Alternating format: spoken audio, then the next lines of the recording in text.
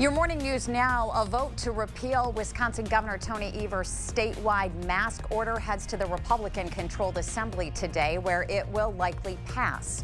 But that doesn't mean you can go everywhere maskless. President Joe Biden signed an executive order last week requiring a mask be worn on federal property. That includes the La Crosse area post offices and airports. Masks are also required on planes, buses, and trains. Without a statewide mask mandate, it is up to cities and counties to issue their own orders. 400,000 people have died. Everything is on the table across the whole supply chain. January is now the deadliest month of the pandemic, with 83,000 lives lost to COVID-19 since the year began. President Joe Biden's coronavirus response team warns that some 90,000 more Americans could die over the next month.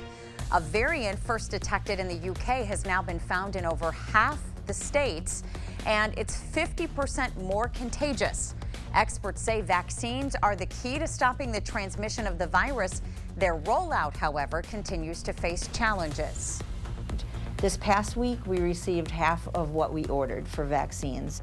Gundersen Health System says its vaccine supply is running low. The health system was previously getting the amount of doses they requested, but because of a state and nationwide shortage, that has changed. Gundersen also says all of its COVID-19 vaccine appointments are full.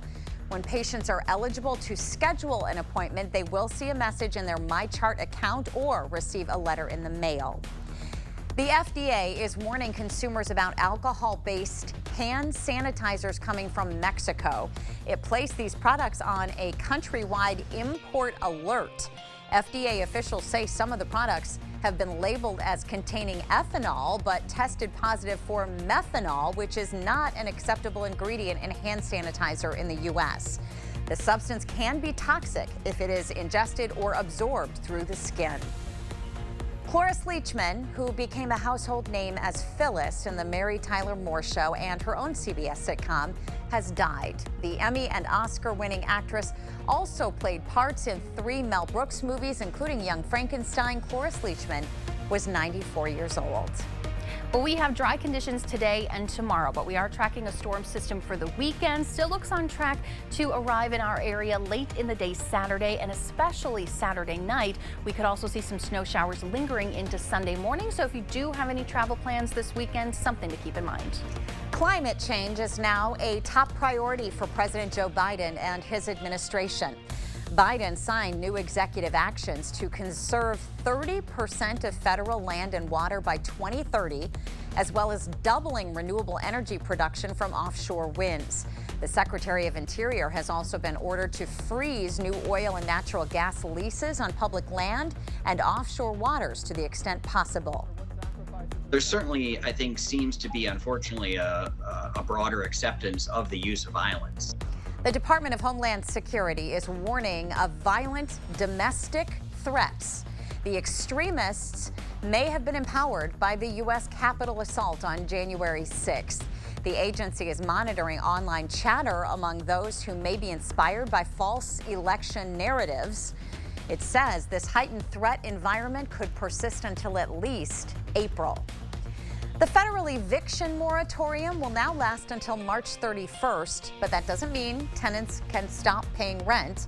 To be eligible for the moratorium, you must provide a signed copy of the declaration form provided by the CDC to your landlord or residential property owner. Renters who are eligible for this assistance can use the funding to help pay rent or utility bills. Landlords can still charge and collect late fees, penalties, or interest. A house fire is under investigation in Monroe County. The Sparta Area Fire District was called to the home yesterday on State Highway 27, north of Sparta. Officials believe the fire started in the basement and moved up to the main floor. The homeowner's daughter was able to get the 2 dogs out of the home. The cause is under investigation. A new sign and new name is officially up at American Family Field, previously known as Miller Park in Milwaukee, home of the Brewers. As for the possibility of fans being able to catch a game in person this season, the Brewers say they are working on safety plans with the MLB. Well, we've got temperature of 10 degrees in La Crosse and Winona, 5 in Sparta, 8 in Eau Claire right now, but winds are light, so we're not experiencing much in the way of wind chill. Now, we will see temperatures in the teens at lunchtime, and I do expect the clouds that are out there now to decrease, and we will see some sun this afternoon, highs in the low 20s. We want to thank you for sharing your morning with us. We hope you have a great Thursday. We'll look forward to seeing you right back here tomorrow morning.